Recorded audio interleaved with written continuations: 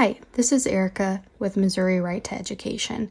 I wanted to take a few minutes to walk you through what the Missouri Right to Education initiative actually does, why it matters, and how to correctly fill out the petition sheet when you're gathering signatures. This amendment would enshrine the right to education in our state constitution and raise the standard for what the state must provide: adequate, thorough, uniform, high-quality public education. If passed, this would give legal backing to advocate for our public schools. And if the legislature does not fulfill the new constitutional obligation, it will be used by communities, parents, and schools in the courts to make sure our students get the education they have the right to. Missouri needs to pass this amendment. Our state ranks 50th in state funding, leaving our schools to depend on local funding, which creates huge disparities between districts. We rank 49th in starting and average teacher pay, leaving our teachers stretched thinner and thinner every year. Over 30% of our school districts have switched to 4-day school weeks, which some districts like, but they're not doing it because it's better for students' education. They're doing it because they can't afford staff, transportation, utilities, or teachers. Fewer school days mean less instructional time, more childcare burden on parents, and worse outcomes for students who already need the support most. 4-day weeks are a way districts recruit teachers, but you know what would be even better? More pay and better support for our teachers. We can see where the road Missouri is on leads. Look at states like Arizona, where schools are shutting down. They have led the school choice movement, and the ramifications are being seen now. We can see the strain it puts on the state's budget, as many of the vouchers are going to students that already attended private schools, creating a purely new cost for the state, dollars that could be going to public schools to improve them. A reason public schools are so important is that they are open to everyone, including students with disabilities or low-income students. If privatization continues, these students won't have a place they are guaranteed to be welcome.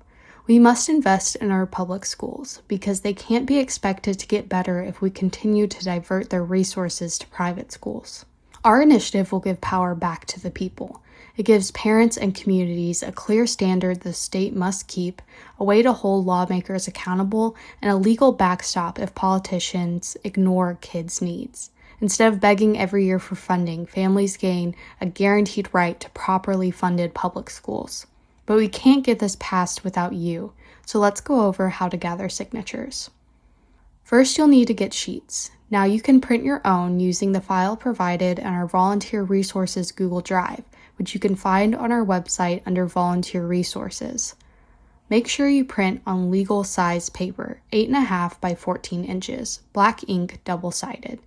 If you can't print your own, reach out to Erica, ERICA, at moeducation.org to arrange picking up petitions. Once you have your sheets, this is what they'll look like. First thing you want to do is fill in the county. It's important to make sure people are signing on sheets with their county that matches their voter registration. You also want to double check with signers that they are registered to vote and correctly write their address to match their voter registration when they sign. The link to check voter registration is in our link tree, which will be provided at the end of this video and is in all of our social media bios.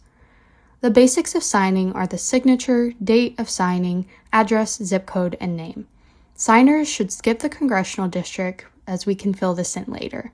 Some key points to remember. This first box is signature. A common mistake is that people will print their name first and then realize they were supposed to sign. So remind the person to sign in this first box. With the new year, make sure people are putting 26 as the year in their date. This date should be day, month, and year. On the address, make sure the signer writes out their address through the town or city and put their zip code in the separate box here. Skip the congressional district and finally print their name in the final box. This guide is available in the Google Drive if you ever need to reference it. Once a sheet is full or ready to be turned in, it will need notarized first. You can get sheets notarized at your local library or bank. You can also attend Respect Mo Voters Notary Nights or any notary events held by other Right to Education volunteers. Every signature is a real person saying, our kids deserve better, our schools matter, and our communities shouldn't be sacrificed for political priorities. This petition is how we force the system to listen. If you have any questions, reach out to info@moeducation.org or Spencer or myself at any time. Thank you for being a part of this and for helping protect public education in Missouri.